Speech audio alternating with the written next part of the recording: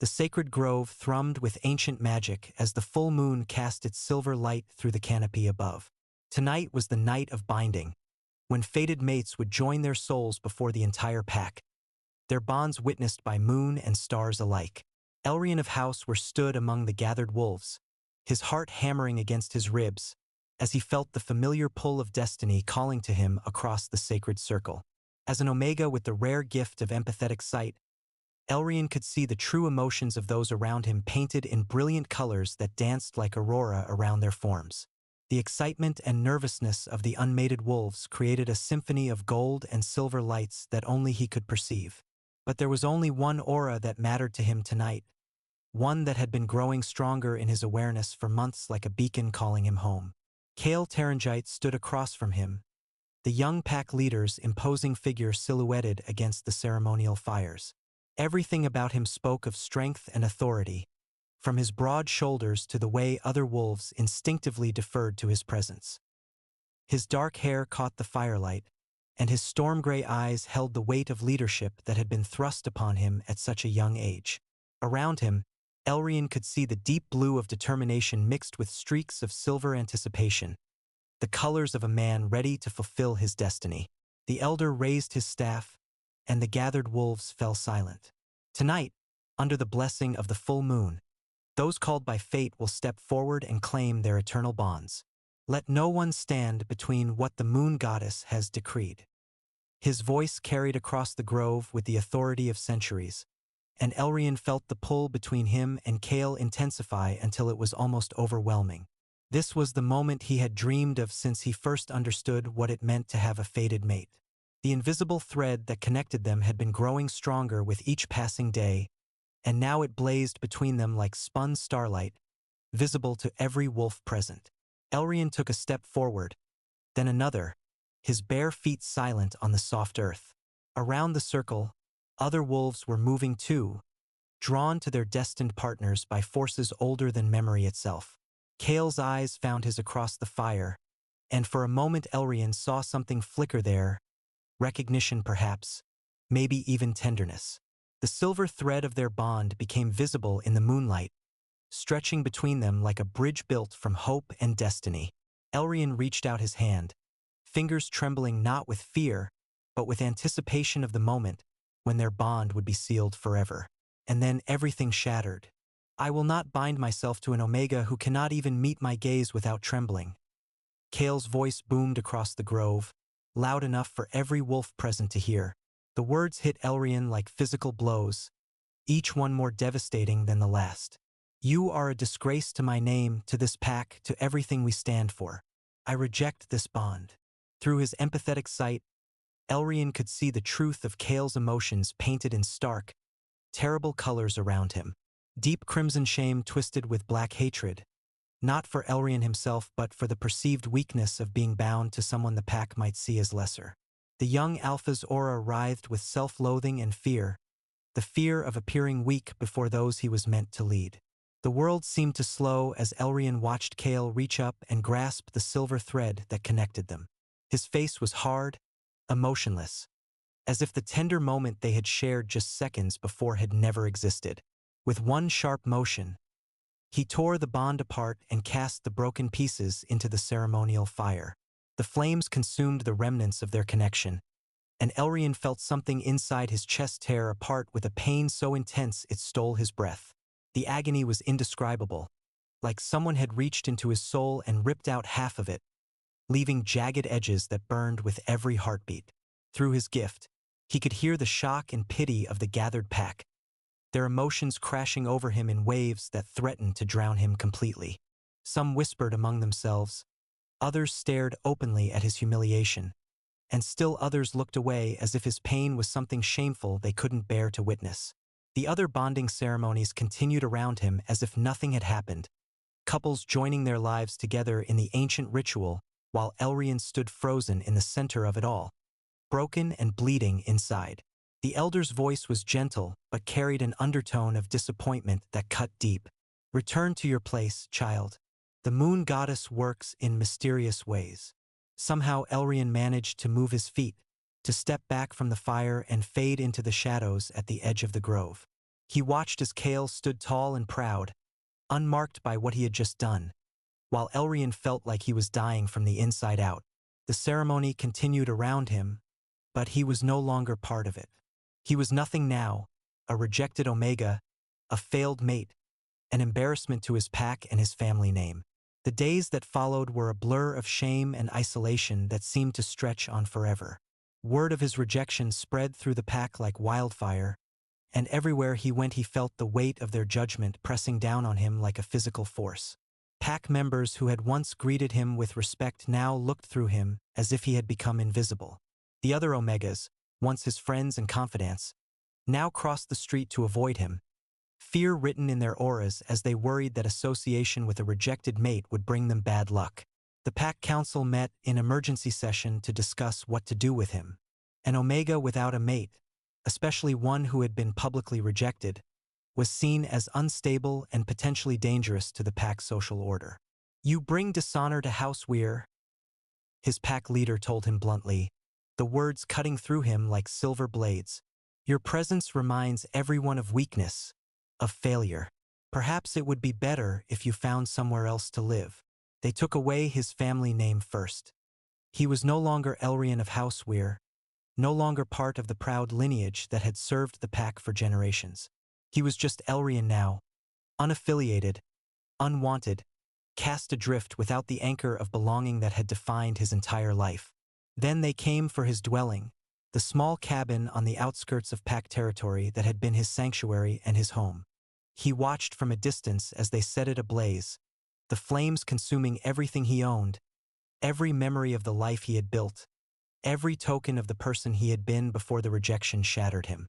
The fire burned bright against the night sky, a beacon of his shame visible for miles around. His books, his clothes, the small mementos from his childhood, all reduced to ash and smoke carried away on the wind.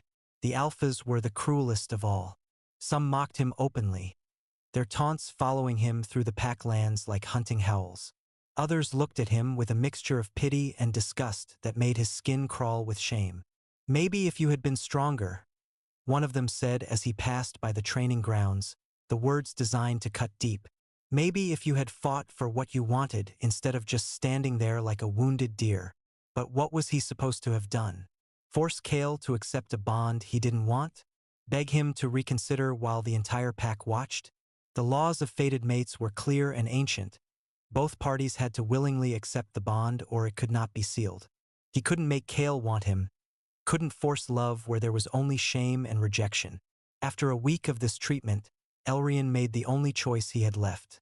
In the dark hours before dawn, when the pack slept and the forest held its breath, he gathered the few possessions they hadn't burned and slipped away from pack territory like a thief in the night.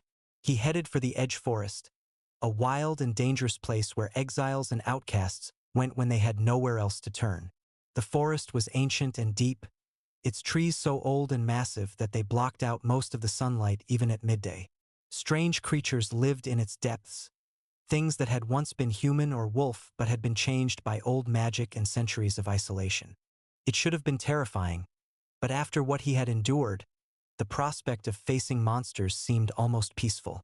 At least the creatures of the forest were honest in their dangers, unlike the pack that had torn him apart with false promises and broken bonds. Legend spoke of a dragon that dwelt in the heart of the forest, an ancient being who collected rare and unusual creatures as trophies for his vast hoard. They said he lived in a tower of flame and shadow, surrounded by treasures beyond imagining, and that he had little patience for visitors who disturbed his solitude. Elrian found himself drawn toward the center of the forest, no longer caring if the stories were true. Death might be a mercy compared to the hollow ache where his soul used to be.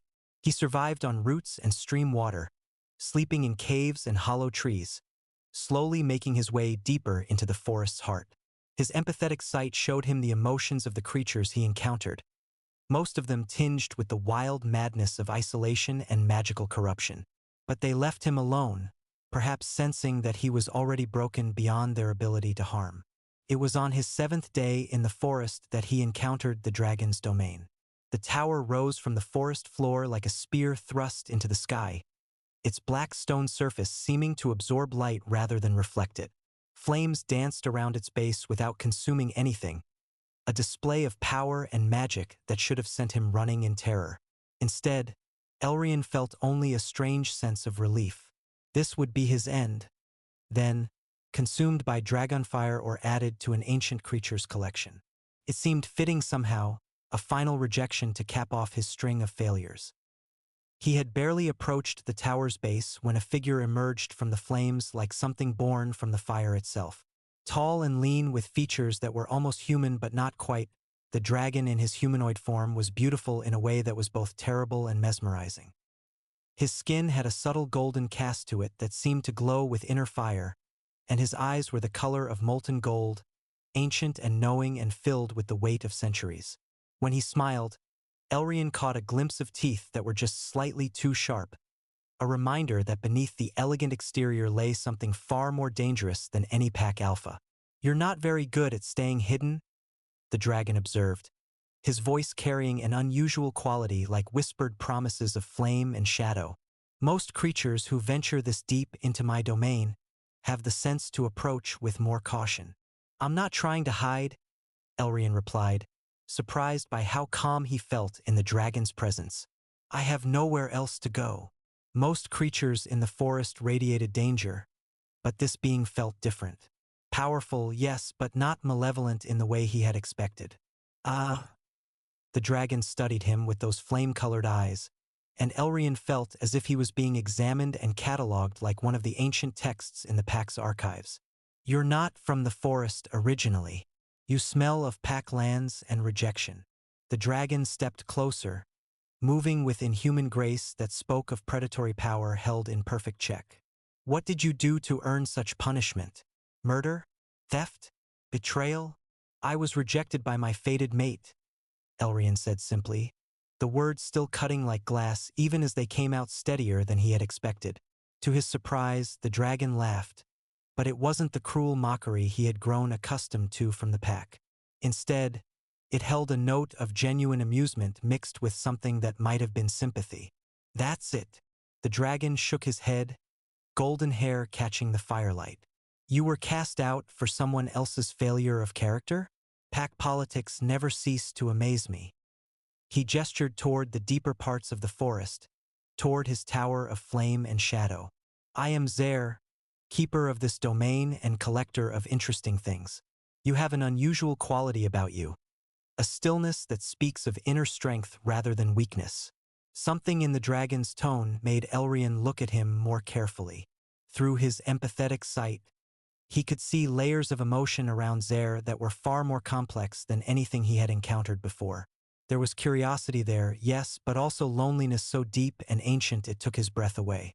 And there was something else, a recognition that spoke of shared experience with rejection and isolation.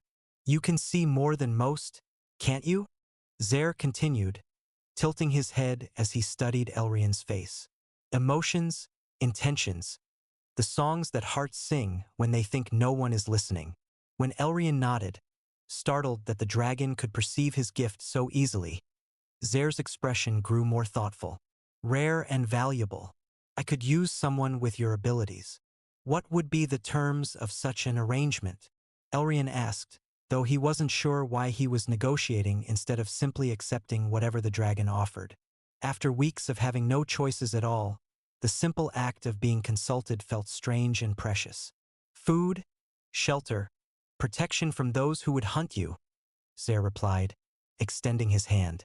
Elrian noticed that his palm was marked with symbols that seemed to shift and dance in the firelight, old magic made manifest in flesh. "In exchange, you work for me. Nothing more complicated than that. I have need of a scribe, someone to help maintain my collection, to translate ancient texts, and to provide companionship that doesn't bore me to death after the first century." In Zer's amber eyes, Elrian saw something he hadn't seen from anyone in weeks. Not pity, not disgust, not even mere tolerance, but actual respect for who he was and what he could offer. The dragon was offering him a place, a purpose, a chance to be useful again instead of just a burden to be cast aside. "We have an agreement," Elrian said, taking the offered hand. The moment their fingers touched, he felt a spark of something electric and warm. Not the destined pull of a fated bond, but something perhaps more precious. The beginning of a connection chosen freely rather than imposed by cosmic forces. The tower was nothing like what Elrian had expected from the outside. While it appeared to be made of black stone that absorbed light, the interior was warm and welcoming, filled with comfortable furniture and walls lined with books and artifacts from across the known world. Windows showed views of places that definitely weren't the surrounding forest, magical portals that displayed everything from tropical beaches to snow-capped mountains to cities that gleamed like jewels under alien stars. Magic, Zer explained when he saw Elrian staring at a window that currently displayed what looked like an underwater palace. The tower exists in several places at once. Convenient for business, if somewhat disorienting for newcomers. He led Elrian through corridors lined with treasures that would have made kings weep with envy, but none of it felt like a hoard in the traditional sense. Instead, it was more like a vast library or museum, with each item carefully cataloged and preserved. Elrian's rooms were on the third floor, a suite that included a bedroom, a small sitting area, and a workspace where he could carry out his duties. They were simple but comfortable, and after weeks of sleeping in caves and under trees, they felt like the height of luxury. The bed was soft, the fireplace provided warmth against the mountain chill, and there were actual books on the shelves, something he had feared he might never have access to again. "What exactly will my work involve?" Elrian asked as Zer showed him around the tower's vast library. Rooms upon rooms filled with texts in dozens of languages, some of them so old their pages seemed to whisper with age. "Translation primarily," Zer replied, pausing at a table covered with scrolls and books that seemed to glow with their own inner light. "I have texts in languages so ancient they're barely remembered by anyone still living. Your gift should help you understand the emotional context behind the words, which is often more important than the literal meaning." He glanced at Elrian, and for a moment his carefully controlled expression slipped, revealing depths of loneliness that made Elrian's heart ache in sympathy. "There's also organizing to be done, correspondence to maintain, and the occasional research project." "And the companionship you mentioned?" Elrian asked, curious about this aspect of his duties. Zer was quiet for a long moment, his golden eyes distant with memories. "I have lived for over 1,000 years, Elrian. Do you know how difficult it becomes to find conversation that doesn't bore you to tears after the first century? Most beings are so predictable, so limited in their thinking. But you," he studied Elrian's face intently, "you might be different." The work proved to be engaging in ways Elrian hadn't expected. The ancient texts were filled with wisdom and beauty, stories of love and loss and triumph that resonated across the centuries. His empathetic gift helped him understand not just the words but the emotions behind them, the hope of a long-dead poet, the despair of a conquered king, the joy of lovers reunited after years of separation. Each translation was like solving a puzzle, piecing together not just language but the very hearts of those who had written the words. Zer proved to be an excellent teacher and, as the weeks passed, an increasingly comfortable companion. He was brilliant and well-traveled, with stories that spanned continents and centuries, but more than that, he was kind in ways that were subtle but meaningful. He never mocked Elrian's ignorance when he encountered something unfamiliar, never made him feel lesser for being an exile without a pack. Instead, he seemed genuinely interested in Elrian's perspective, in the insights that his empathetic gift provided. "You don't seem like the dragons from the old stories," Elrian told him one evening as they worked together in the study, translating a particularly complex ritual text. The firelight flickered over ancient pages, and the comfortable silence between them was broken only by the scratch of pens and the occasional question about a difficult passage. "What did the old stories say about dragons?" Zer asked without looking up from his work, though Elrian could see the amusement coloring his aura in warm gold tones. "That they were cruel and manipulative, that they delighted in corrupting the innocent and stealing souls for their hoards," Elrian replied, then paused as he realized how that might sound. "I didn't mean to imply that you—" "Some do," Zer said matter-of-factly, his tone suggesting he took no offense at the observation. "But then, some wolves delight in cruelty as well. Some humans, some elves, some of every species I've encountered over the centuries."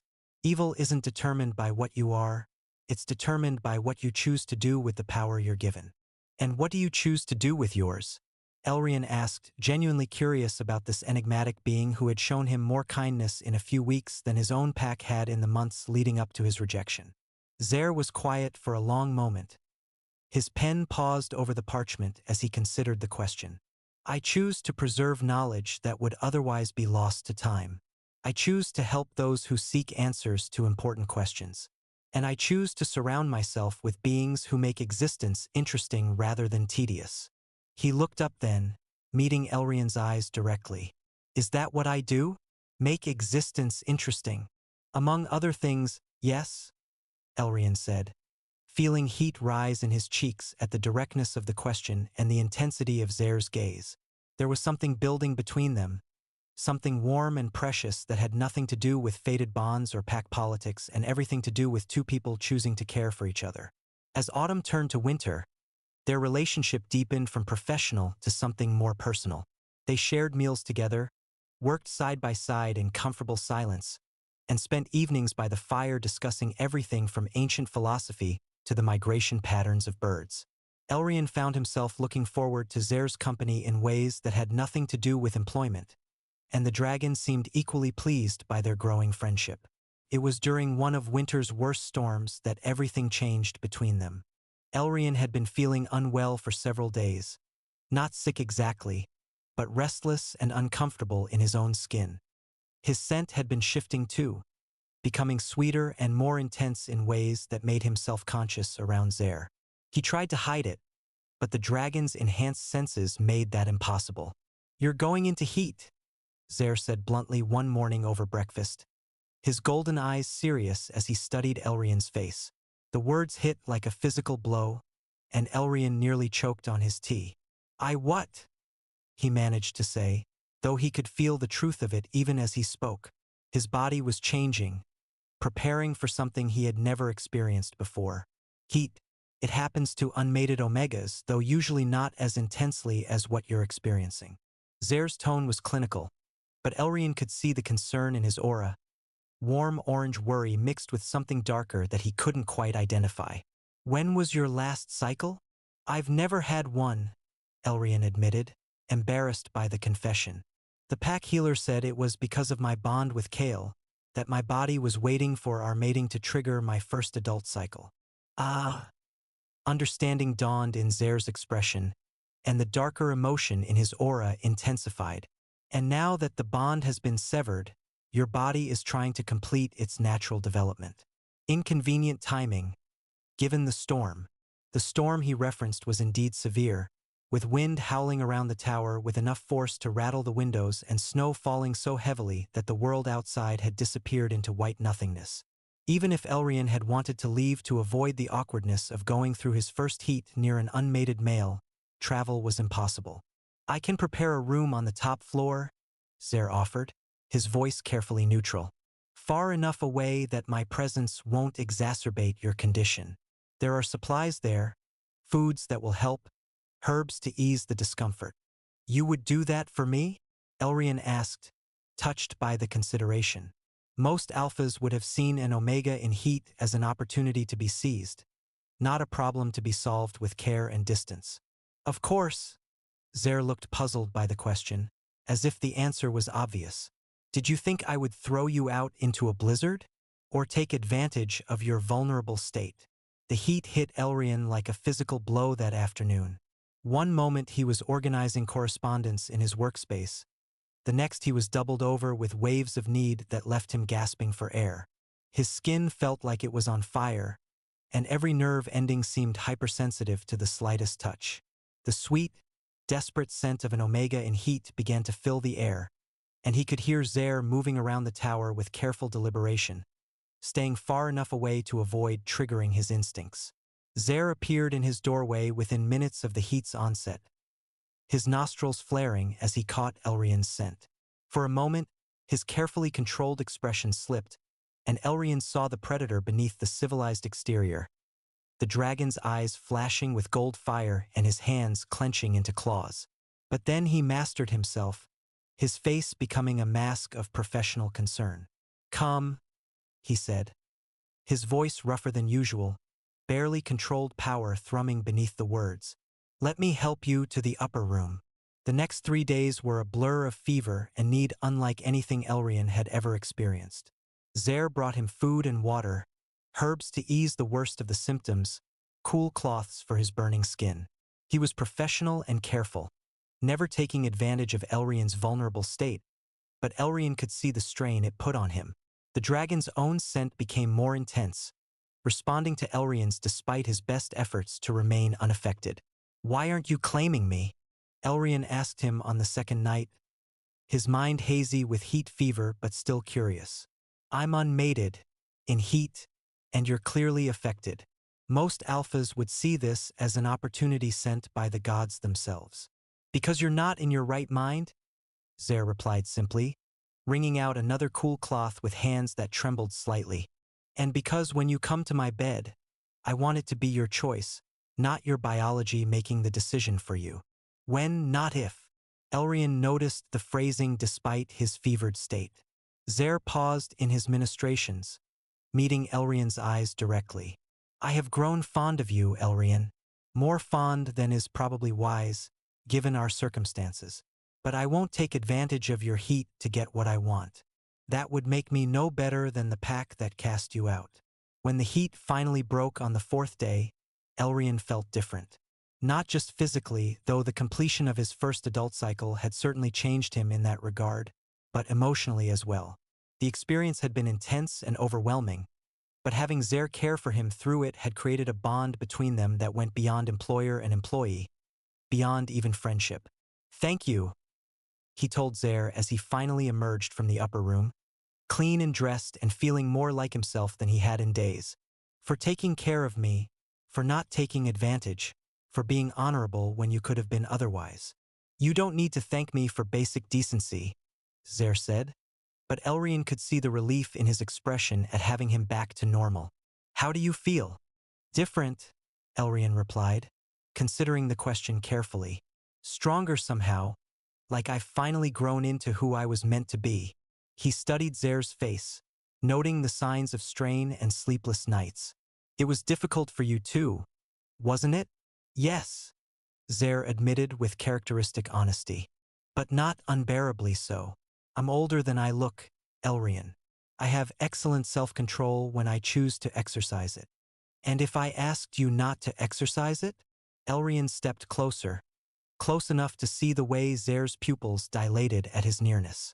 If I told you that what I feel for you has nothing to do with heat and everything to do with the man you've shown yourself to be? Zaire went very still, like a predator scenting prey. What are you saying? I'm saying that I care for you, that these months of working together, of getting to know you, have made me realize that what I had with Kael was nothing compared to what I could have with you. Elrian reached out, placing his hand over Zaire's heart, feeling the rapid beat beneath his palm. I'm saying that if you want me, I'm yours. Not because of biology or desperation, but because I choose you. The kiss Zaire gave him was gentle at first, almost hesitant, as if he couldn't quite believe this was happening. But when Elrian responded eagerly, pressing closer and opening his mouth under his, Zaire deepened it with a passion that made his knees weak. The dragon's hands came up to frame his face, thumbs brushing over his cheekbones with reverent care. Are you certain? Zaire asked against his lips, golden eyes searching his face for any sign of doubt or hesitation. I'm not human, Elrian. I'm not even mortal. A relationship with me would be complicated in ways you can't imagine. I'm an exiled Omega with the ability to hear emotions, Elrian replied, smiling at the concern in Zaire's voice. I think I can handle complicated. What followed was the most beautiful night of Elrian's life. Zaire made love to him with a patience and skill that left him speechless, worshipping his body like it was something precious rather than simply using it for his own pleasure. Through his empathetic gift, Elrian could feel Zaire's emotions as clearly as his own. Desire? Yes. But also tenderness, possessiveness, and something deeper that made his heart race with hope. Mine, Zaire whispered against his throat as he moved within him, his voice rough with feeling and power barely contained. My Omega, my heart, my choice. Yours? Elrian agreed, arching beneath him as pleasure built to impossible heights. Always yours, for as long as you'll have me. In the morning, Elrian woke in Zare's arms feeling more complete than he ever had before. This wasn't the desperate pull of a fated bond, but something he had chosen freely, something that was his and Zare's alone. The dragon's skin was warm against his, and he could feel the steady beat of his heart beneath his cheek. No regrets? Zare asked, his fingers tracing lazy patterns on Elrian's bare skin. None, Elrian said, meaning it completely. Only that it took us so long to get here. Zare pressed a kiss to the top of his head, and Elrian could feel his smile against his hair. I love you, Elrian. I know it's soon to say it, but I've lived long enough to recognize the real thing when I find it. I love you too, Elrian whispered, feeling the truth of it resonate through every fiber of his being. More than I thought possible. Their relationship transformed from that point forward. They were still employer and employee during working hours, but in private they were lovers and partners. Zare showed him wonders he had never imagined. Other realms accessible through the tower's magic, artifacts that held the power of ancient civilizations, knowledge that had been lost to the world for centuries. But more than that, he showed Elrian that he was worthy of love exactly as he was. Not stronger, not different, not improved in any way, just himself with all his quietness and sensitivity and strange gifts. It was during the spring that they encountered Eris. Elrian had been exploring the ruins of an old temple about an hour's walk from the tower when he heard crying echoing through the ancient stones. Following the sound, he found a small figure huddled in the shadow of a broken wall. A child perhaps 8 or 9 years old with cuts on his arms and terror in his dark eyes. The boy was unlike any being Elrian had seen before. His skin had a translucent quality to it, as if he were made partially of shadow, and when he moved, wisps of darkness seemed to follow him like living smoke. But his tears were real enough, and the pain radiating from him through Elrian's empathetic gift was heartbreaking in its intensity. Hey there, Elrian said softly, crouching down to the child's level with his hands visible and empty. Are you hurt? The child, for despite his strange appearance that's clearly what he was, looked up at him with eyes too old for his face. Are you going to hurt me too? He asked in a voice barely above a whisper. No, Elrian said firmly, his heart breaking at the question. I'm not going to hurt you. My name is Elrian. What's yours? Eris? The boy said after a moment of hesitation, studying Elrian's face as if trying to determine whether he could be trusted. I don't have a family name. I don't have a family at all. The story came out in fragments over the following hour. Eris was half-human, half-shadow creature, the result of a union between a human woman and a being from the plane of shadows. His mother had died when he was very young, and he had been passed from relative to relative, none of whom wanted to care for a child who reminded them daily of otherworldly influence. The last family said I was cursed, Eris explained, showing Elrian the fresh cuts on his arms with matter-of-fact acceptance that made the rejection even more heartbreaking. They said shadow children bring bad luck. They hurt me and told me to go away, that I should find somewhere else to die. Looking at this frightened, injured child, Elrian felt something fierce and protective awaken in his chest. Well, they were wrong, he said firmly, his voice carrying absolute conviction. You're not cursed, and you don't bring bad luck. You're just different, and different doesn't mean wrong. Different can be wonderful. You really think so? Eris asked, hope beginning to replace the fear in his eyes. I know so, Elrian replied. Come on. Let's get those cuts cleaned and see about getting you something to eat. I know someone who will understand what it's like to be different. He brought Eris back to the tower, expecting to have to convince Zare to let the child stay temporarily while they figured out what to do with him. But when Elrian explained the situation, the dragon's response surprised him with its immediacy and certainty. He can stay, Zare said without hesitation, kneeling down to examine Eris's injuries with gentle hands that glowed with healing magic. Shadow children are rare and often misunderstood. It would be a crime to let him suffer for something he had no control over. Really? Eris looked between them with wonder, as if he couldn't quite believe what he was hearing. "I can stay here? With both of you? If you want to," Elrian said, his heart swelling with emotion at the hope in the child's voice. "We can't offer you a traditional family, but we can offer you safety and care and people who won't hurt you for being different." That night, as they settled Eris into a room near Elrian's, Zaire pulled him aside with a serious expression. "Are you certain about this?" he asked quietly. Caring for a child is a significant responsibility, especially one with his unique heritage. "I'm certain," Elrian said without hesitation. "Zaire, I know what it's like to be rejected for things you can't help. I won't let that happen to him if I can prevent it. And what if his presence here attracts attention? Shadow creatures have enemies, and not all of them will be impressed by our good intentions. Then we'll protect him," Elrian said simply. "All of us together." Zaire studied his face for a long moment, then smiled with an expression that was equal parts pride and affection. "You continue to surprise me, my heart. Yes, we'll protect him. All of us together." Eris brought light into their lives in ways Elrian hadn't expected. His initial fear gradually gave way to curiosity, and then to genuine joy as he realized that Zaire and Elrian truly meant to keep him safe.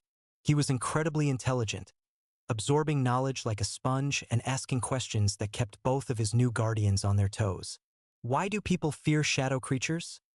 he asked one evening as the three of them sat by the fire. Zaire reading aloud from a book of fairy tales while Elrian worked on a translation and Eris practiced writing letters in the ancient script. "Because they don't understand them," Zaire explained patiently, setting down his book to give the question the attention it deserved. "Shadow creatures have abilities that seem strange to those who live entirely in the light. Some people fear anything they don't understand, rather than trying to learn about it." "But you're not afraid of me," Eris said, looking between them with the directness that only children possessed. "No, we're not," Elrian said, pulling the boy closer against his side. "We think your abilities are interesting, not frightening. Can you show us?" Zaire asked gently. "Only if you want to, of course." Eris looked between them uncertainly, then seemed to make up his mind. He held up his hand, and slowly, shadows began to gather around his fingers like living smoke. With careful concentration, he shaped them into small figures.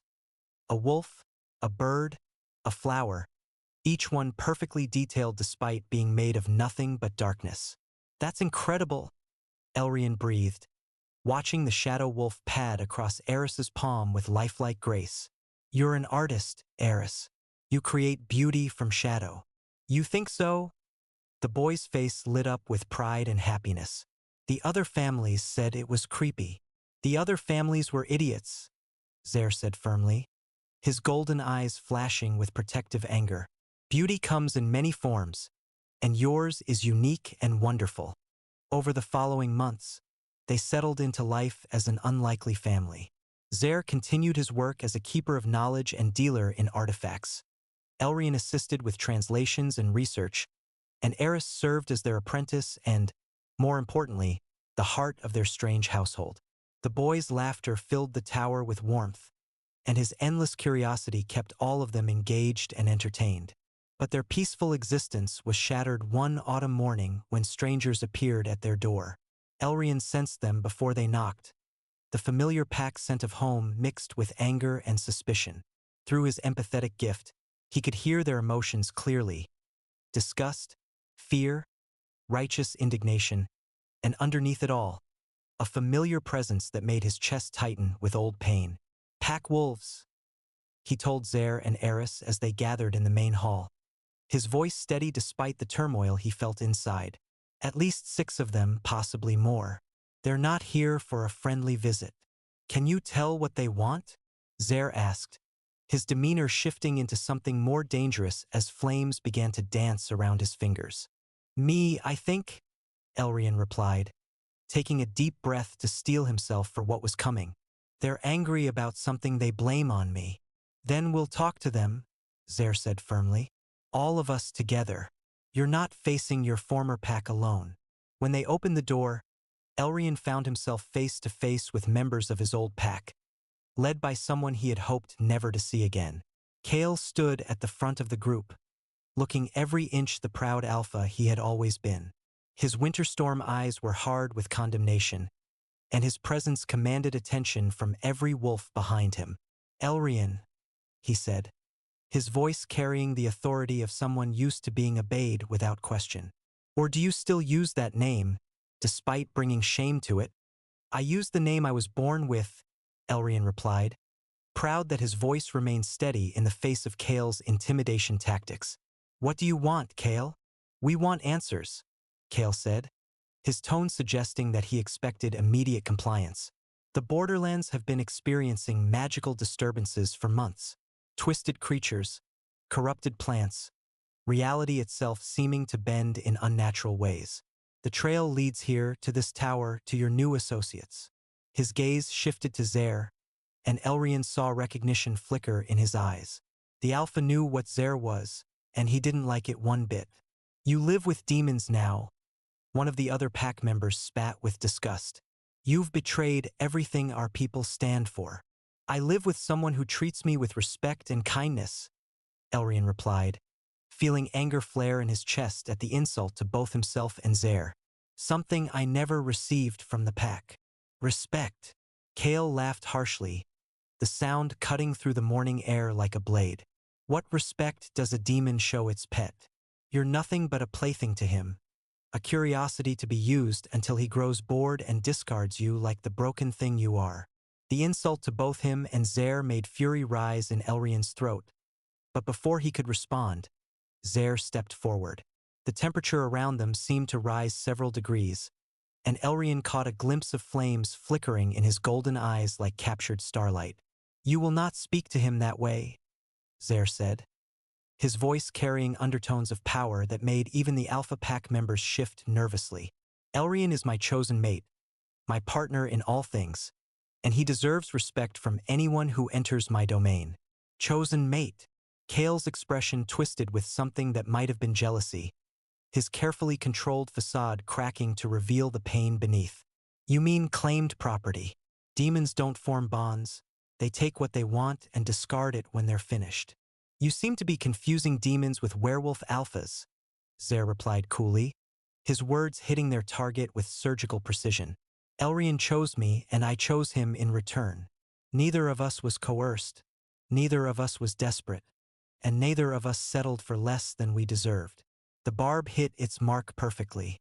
Kael's face darkened with rage, and several of the pack members behind him growled low in their throats, their own anger feeding off their alpha's emotional state. "You've corrupted him?"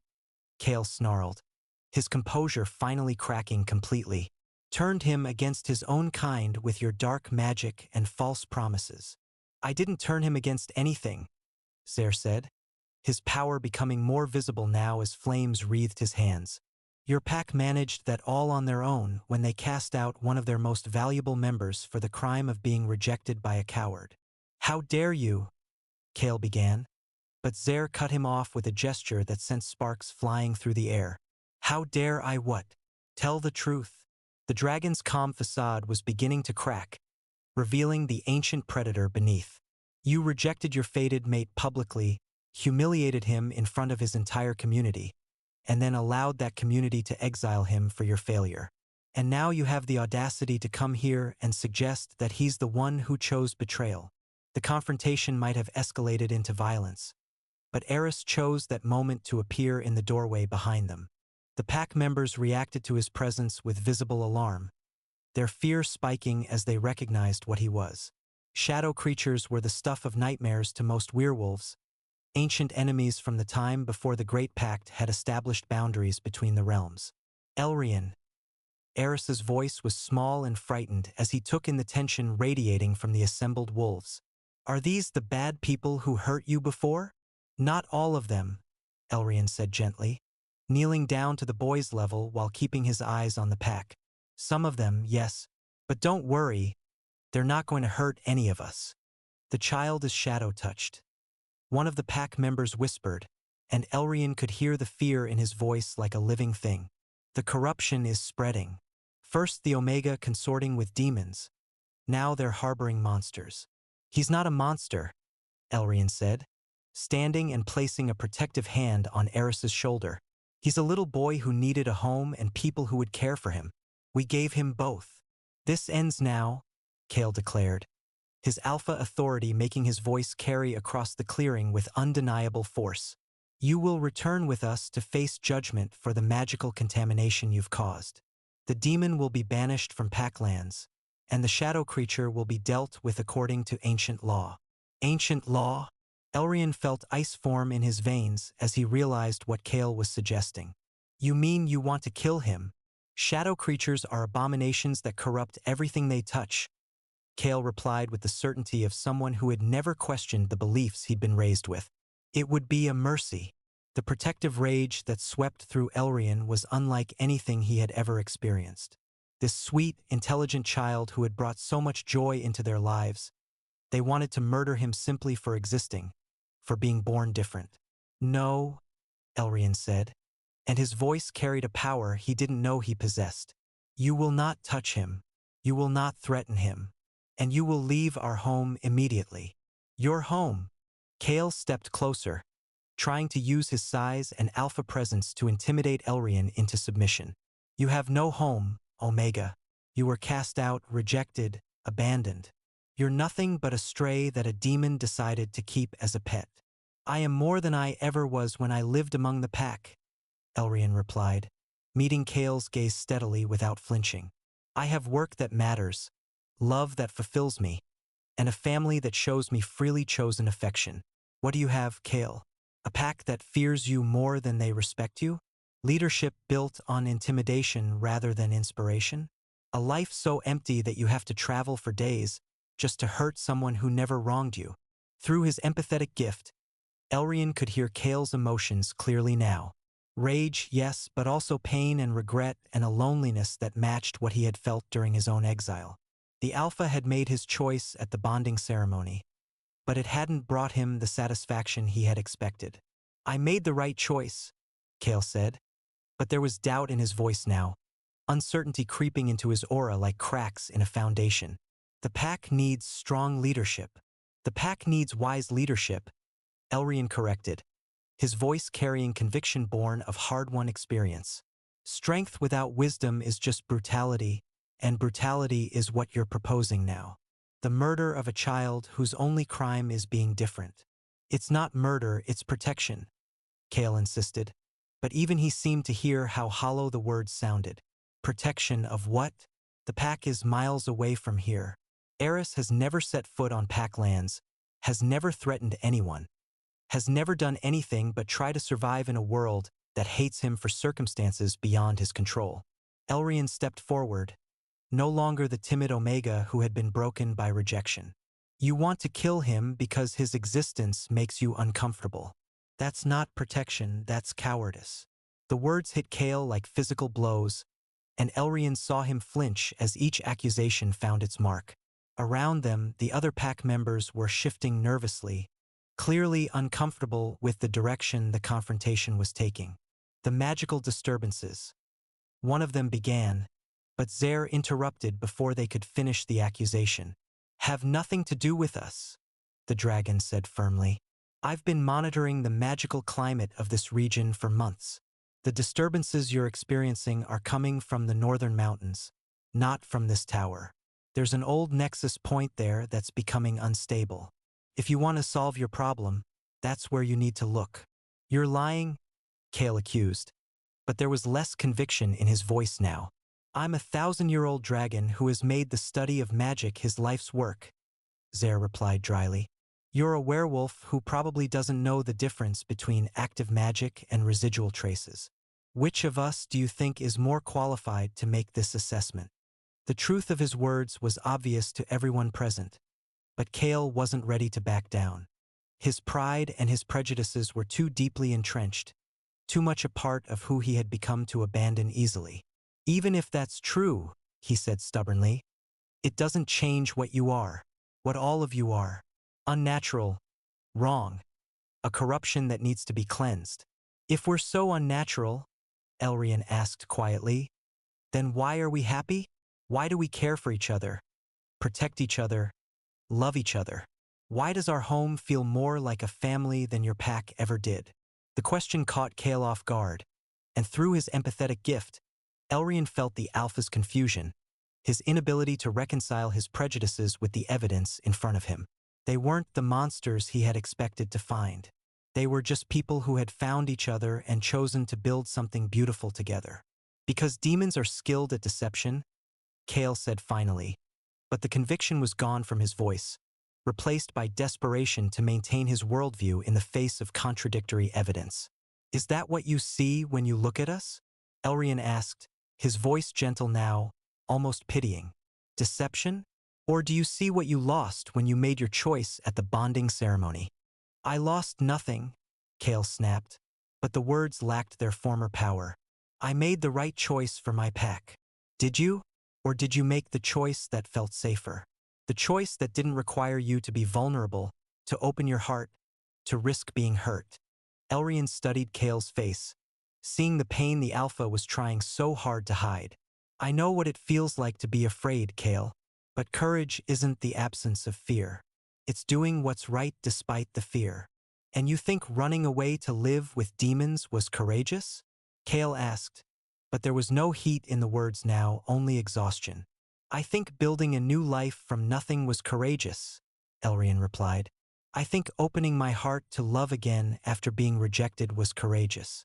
I think protecting a child who has no one else was courageous. He glanced back at Zaire and Eris, drawing strength from their presence. But most of all, I think choosing love over hate, acceptance over prejudice, and hope over despair was the most courageous thing I've ever done. The silence that followed was heavy with unspoken emotions. Elrian could feel the conflict raging within Kael, his Alpha training warring with his personal desires, his prejudices battling against the evidence of his own eyes. This isn't over, Kael said finally, but the threat sounded hollow, empty of real conviction. The pack will not tolerate this corruption on our borders. Then the pack will have to learn tolerance, Zaire said firmly, his golden eyes blazing with protective fire. Because we're not going anywhere. This is our home, and we will defend it against anyone who threatens our family. Family? Kael's voice was bitter, but underneath the bitterness was something that might have been longing. You call this aberration a family? Yes, Elrian said simply, because that's exactly what it was. Not bound by blood or born from traditional bonds, but chosen freely and maintained through love and mutual respect. It's not the family I expected to have, but it's the one I choose every day. As if to emphasize his words, Eris stepped forward and took Elrian's hand, his small fingers interlacing with his guardian's in a gesture of trust and affection. The moment was simple but powerful, demonstrating the bonds that held their unusual household together more clearly than any words could have done. We choose each other, Eris said quietly, his young voice carrying surprising strength. Every day we choose to be a family. Isn't that what love is supposed to be? The innocence and wisdom in his words seemed to pierce through even Kael's defenses. For a moment, his harsh expression softened, and Elrian caught a glimpse of the man he might have been if fear and pride hadn't ruled his choices. But the moment passed quickly as Kael reasserted his Alpha persona, his face hardening again like a mask sliding back into place. You have 1 week, he said, his voice carrying the finality of an ultimatum. 1 week to leave this territory and take your family with you. If you're still here after that, we'll consider you a hostile threat and act accordingly. We're not leaving, Elrian said calmly, his voice carrying absolute conviction. This is our home. We've built a life here, and we're not abandoning it because of threats from people who have no authority over us. Then you've chosen your fate, Kael said, turning to leave. He paused at the edge of the clearing and looked back at Elrian one last time. I had thought perhaps there was still time to salvage something from the bond we once shared. But I can see now that the corruption runs too deep. There never was a bond between us, Elrian replied, his voice free of anger or bitterness, carrying only the weight of truth. You made sure of that. What you're mourning isn't what we had. It's what you threw away. After the pack left, the 3 of them stood together in the doorway, watching the wolves disappear into the forest. Elrian felt drained by the confrontation but also strangely liberated. He had faced his past and stood up to it, had defended the life he had chosen without apology or compromise. Are they really going to come back and hurt us? Eris asked, his voice smaller than usual, the bravery he had shown during the confrontation giving way to the natural fear of a child faced with adult dangers. They might try, Zer said honestly, his arm coming around both Elrian and Eris in a protective embrace. But if they do, we'll be ready for them. How can we be ready for a whole pack? Elrian asked, voicing the practical concerns that were already running through his mind. There are only 3 of us. 3 of us with very particular skills, Zer corrected, his golden eyes gleaming with fierce determination. You can hear their intentions before they act on them. I have magic powerful enough to level mountains if necessary, and Eris has abilities they don't understand and can't predict. You really think we can defend ourselves? Elrian asked, though he could already feel his resolve strengthening at the confidence in Zer's voice. I think we can do more than that, Zer said, his expression growing thoughtful. I think we can show them that different doesn't mean wrong, that chosen families can be just as strong as blood families, and that love is more powerful than hate. And if we can't convince them? Elrian pressed, wanting to understand all their options. Then we protect what matters most to us, Zer said simply, his voice carrying the weight of absolute commitment. By any means necessary. The week that followed was tense but productive. Zer began teaching both Elrian and Eris defensive magic, skills that could help them protect themselves and each other if violence became unavoidable. Elrian worked on expanding his empathetic gift, learning to project emotions as well as read them, while Eris practiced controlling his shadow abilities with increasing sophistication. But more than preparing for conflict, they used the time to strengthen the bonds between them. They talked about what their family meant to each of them, what they were willing to sacrifice to protect it, and what kind of future they wanted to build together. I've never had a real family before, Eris told them one evening as they sat together by the fire, the familiar comfort of their routine made more precious by the knowledge that it might be threatened. Not one that wanted me around. I thought there was something wrong with me. There's nothing wrong with you, Elrian assured him, his voice carrying absolute conviction. You're exactly who you're supposed to be. Even if I'm different? Eris asked with the directness that only children possessed. Especially because you're different, Zer said firmly. Difference is what makes life interesting. Conformity is overrated. Is that why you chose Elrian? Eris asked, turning to look at the dragon with curious eyes. Because he's different? Zer looked at Elrian, his expression soft with affection and something deeper, more profound. I chose Elrian because he's kind and intelligent and brave, because he sees beauty where others see only strangeness, because he makes me want to be better than I am. He reached over and took Elrian's hand, their fingers intertwining naturally. And yes, because he's different from anyone I've ever known. And you chose him too, right, Elrian? Eris pressed, clearly working through his own understanding of what love and family meant. Even though people said it was wrong?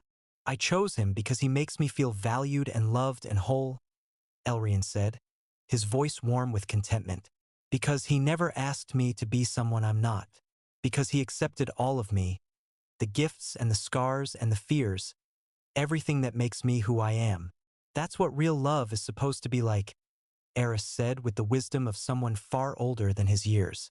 Accepting all the pieces, even the weird ones. The pack returned on the 8th day, just as dawn was breaking over the forest. But this time they didn't come alone. Elrian sensed them long before they became visible, dozens of wolves, far more than had come the first time. Through his empathetic gift, he could hear their emotions.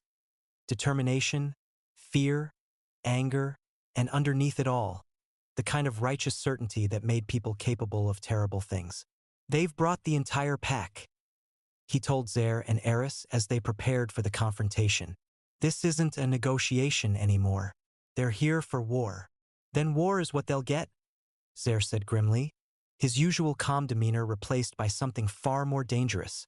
Flames danced around his fingers as he spoke, and his golden eyes blazed with protective fury.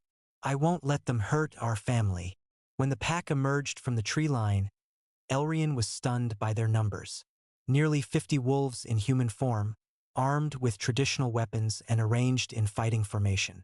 At their head walked Kael, his face set in lines of grim determination that spoke of a man who had convinced himself that what he was about to do was necessary.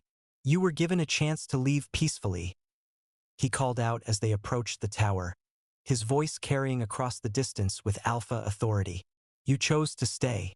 Now you face the consequences. The consequences of what? Elrian called back, stepping forward to meet them despite the fear that threatened to overwhelm him at the sight of so many hostile faces. Of finding happiness? Of building a family? Of refusing to be ashamed of who we are? The consequences of corruption, another voice answered, and Elrian recognized one of the pack's spiritual leaders, an elder who had always been suspicious of anything that didn't fit into traditional categories. You consort with demons, harbor shadow creatures, and practice unnatural magic. Your very existence is an affront to the natural order. What's unnatural about love? Eris asked, stepping forward with more courage than any child should have to show. His voice carried clearly across the clearing, innocent and direct in a way that cut through all the political rhetoric. What's wrong with taking care of each other? You are an abomination, the elder said harshly, his words hitting the boy like physical blows. Shadow creatures are born from the union of light and darkness, order and chaos. You represent everything that should not be. He represents hope, Elrian said firmly, his protective instincts flaring at the attack on their child. He represents the possibility that different kinds of beings can coexist peacefully. He represents love transcending boundaries. Enough words, Kael interrupted, his patience clearly at an end. Stand aside, demon, and let us cleanse this corruption.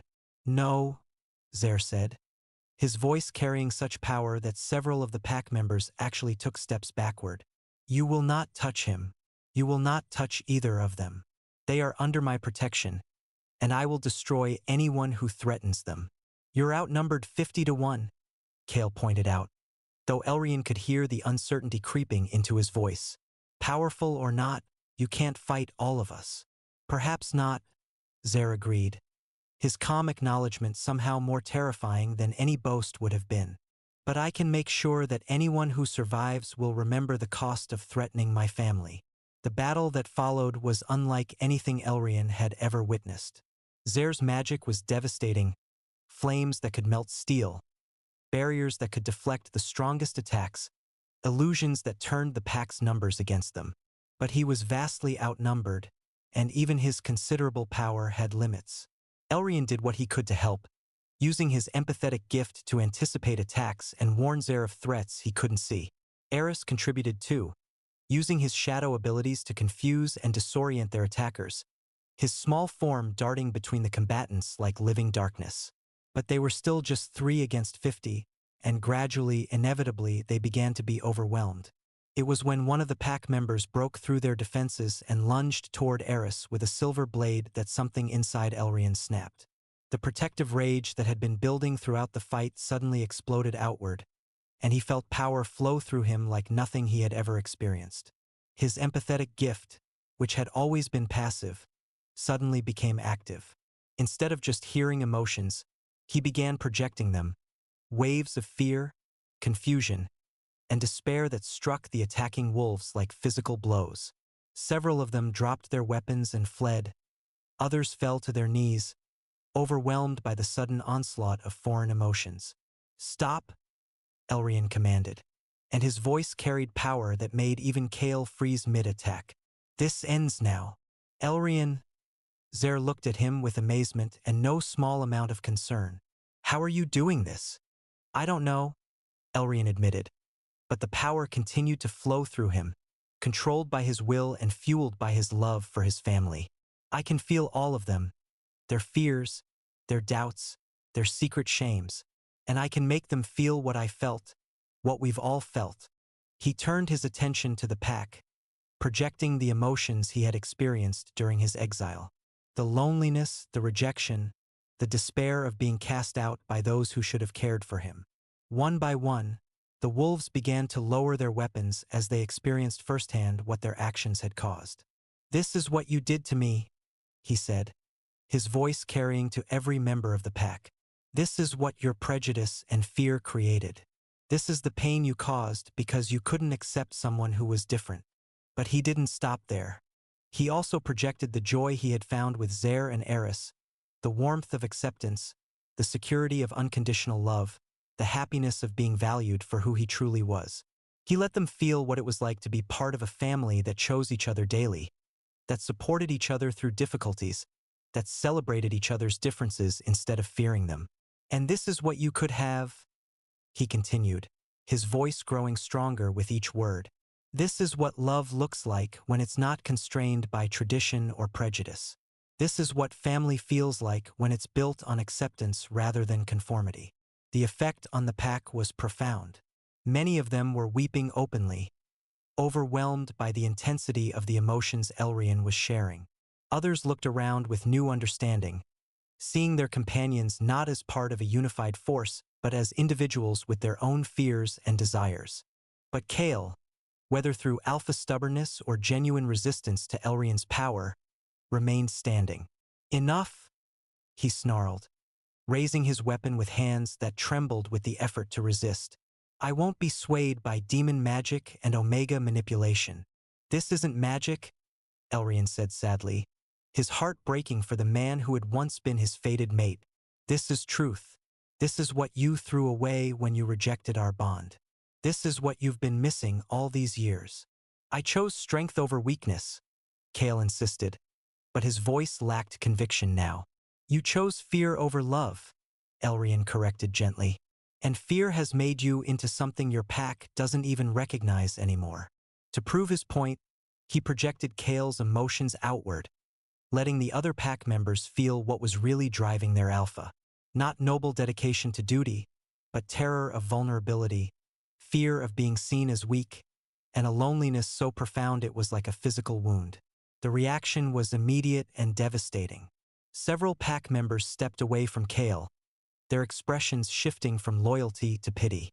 Others began to question out loud whether following him into this fight had been the right choice. "You see," Elrian said gently, his voice carrying compassion even as he revealed Kael's deepest secrets. "He's not the strong leader you think he is. He's a frightened man who has spent so long hiding his fears that he's forgotten how to be anything else." "Stop," Kael whispered, and for the first time since Elrian had known him, his voice broke completely. "Please, just stop." Elrian could have continued. He could have destroyed Kael completely, laid bare every secret shame and hidden weakness until the alpha was broken beyond repair. But as he looked at this man who had caused him so much pain, he saw not the enemy who had rejected him, but a person who had been trapped by his own fears for so long that he had forgotten what it felt like to be free. "I forgive you," Elrian said quietly, and he meant it with every fiber of his being. "I forgive you for the rejection, for the pain, for trying to destroy the happiness I found after you threw me away. But I won't let you hurt my family." The power he had been wielding gradually subsided, leaving him exhausted but strangely at peace. Around them, the members of the pack were picking themselves up, looking around with the confused expressions of people waking from a shared dream. "The corruption they spoke of," one of them said slowly, his voice uncertain. "I don't see it. I see love. Real love, freely given and freely received." "Maybe we were wrong," another added, his aura showing the first stirrings of doubt about everything he had been taught to believe. "Maybe different doesn't always mean dangerous." Kael looked around at his pack, his followers who were now questioning everything he had taught them, and Elrian saw something break inside him. Not his spirit, but the rigid control that had been strangling his heart for so long. "I was wrong," he said, his voice barely audible above the morning breeze. "About all of it. About you, about what strength really means, about what the pack needs." He looked directly at Elrian, and there were tears in his storm-gray eyes. "I was a coward, and I made you pay for my cowardice." "You were afraid," Elrian said, his voice free of anger or recrimination. There's a difference. Is there? Kael asked, his composure cracking further. I hurt you because I was too scared to admit that I loved you. I led my pack here to hurt your family because I was too proud to admit that I had made a mistake. He dropped his weapon and fell to his knees, the proud alpha reduced to a broken man seeking forgiveness. I have no right to ask, but can you ever forgive me? Looking down at him, this man who had once seemed so powerful and intimidating, Elrian felt the last of his anger fade away like morning mist. Kael wasn't his enemy anymore. He was just someone who had been trapped by his own limitations until they had nearly destroyed everything good in his life. I already have, Elrian said, his voice carrying the weight of absolute truth. But Kael, forgiveness doesn't mean forgetting. It doesn't mean pretending that what happened didn't matter. And it doesn't mean I'm coming back. I know, Kael said, his voice steady despite the tears streaming down his face. I wouldn't ask that of you. You found something here that I could never give you. Something I was too broken to even understand. He looked over at Zer and Eris, who stood ready to defend their family if needed. They're your real family now. Yes, they are, Elrian confirmed, his voice warm with love and certainty. Kael nodded slowly, then stood and turned to address his pack. We're leaving, he announced, his voice carrying the authority of his position even as his worldview crumbled around him. There's no corruption here, no threat to our lands or our people. There's just a family trying to live in peace, and we have no right to disturb that. But Alpha, one of the younger pack members protested, clearly struggling to reconcile what they had been taught with what they had experienced. The elders said. The elders were wrong, Kael said firmly, and Elrian could see the effort it took for him to admit it.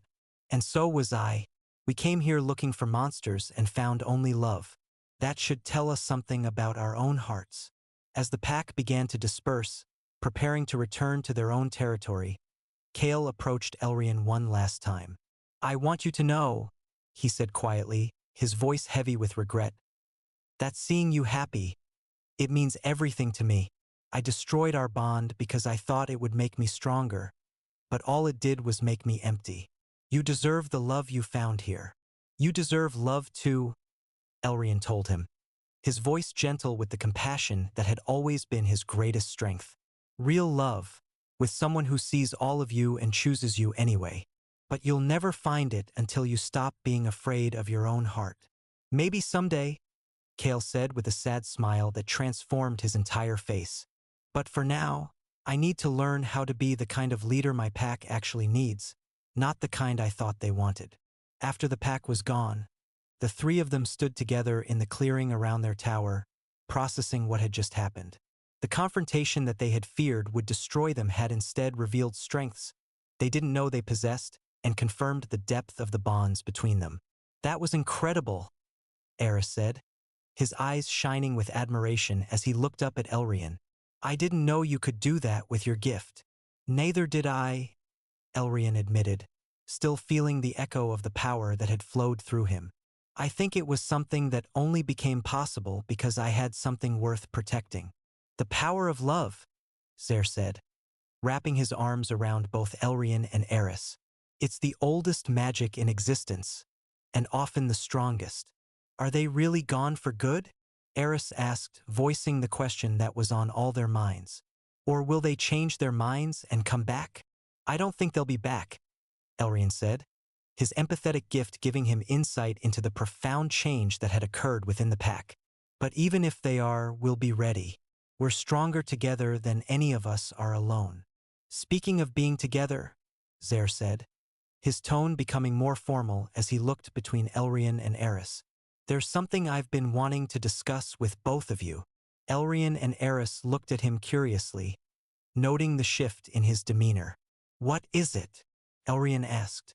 Elrian and I have been bonded in all but the most official sense, Zer continued, taking Elrian's hands in his own. We love each other.